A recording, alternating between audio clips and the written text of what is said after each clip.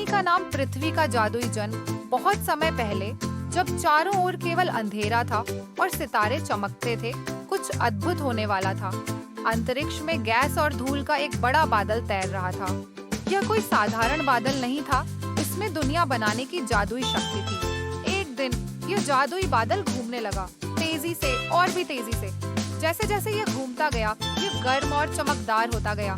अचानक इस बादल के बीच में एक चमकीली चिंगारी फूट पड़ी। ये एक नए सितारे की शुरुआत थी। इस नए सितारे की रोशनी और गर्मी इतनी तेज थी कि उसने आसपास की गैस और धूल को दूर धकेल दिया।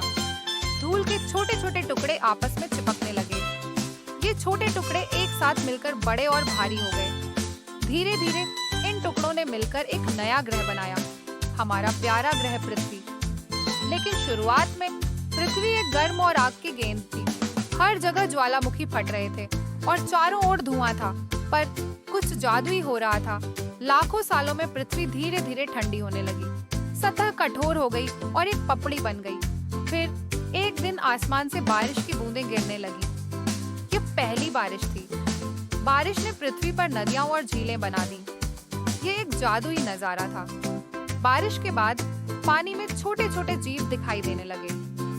ये छोटे जीव दुनिया के सबसे पहले जीव थे।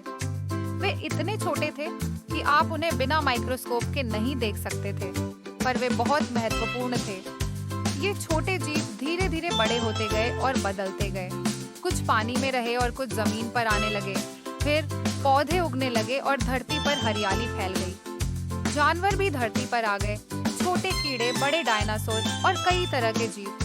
लाखों सालों बाद धरती पर इंसान भी आ गए, जैसे आप और मैं।